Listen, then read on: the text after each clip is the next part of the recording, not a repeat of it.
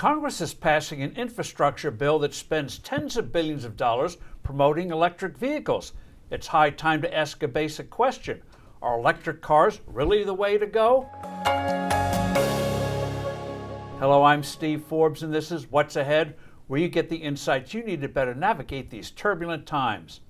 These days, it is considered a basic fact that electric vehicles are the way of the future, that the traditional internal combustion engine is headed for the museum. Why? Enthusiasts say EVs emit less carbon dioxide, and that's crucial for battling climate change. So far, though, most motorists here and elsewhere have not been persuaded. Despite enormous subsidies, electric cars and trucks make up only 3% of the market worldwide. A big drawback is still the time it takes to recharge a vehicle, hours versus a few minutes at a gas pump. As for being big reducers of carbon dioxide emissions, a number of studies and evaluations are making it clear that the situation is not as clear-cut as once thought.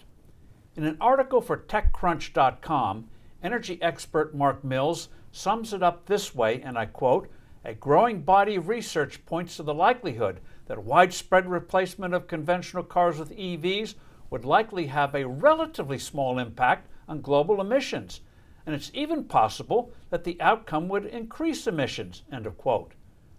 The problem comes when taking into account the carbon dioxide created when mining or making the materials that go into building an EV, especially the battery.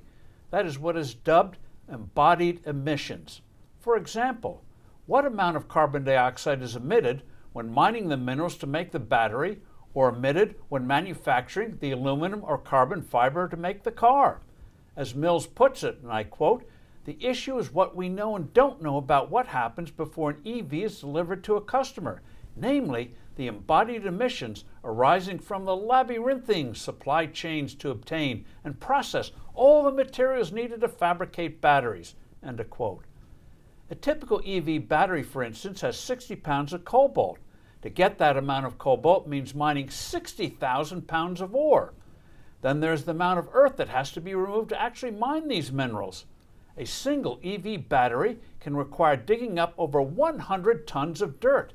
These factors are why France's High Climate Council last year issued a study that found that actual emissions were some 70% higher than originally reported when taking into account embodied emissions in the country's imports. So where should we go from here? Very simple. Readjust the focus to developing more efficient combustion engines. Impossible? No. To that end, impressive progress already is being made by several companies with engines that can cut fuel use by 50%. I'm Steve Forbes. Thanks for listening. Do send in your comments and suggestions. Look forward to being with you soon again.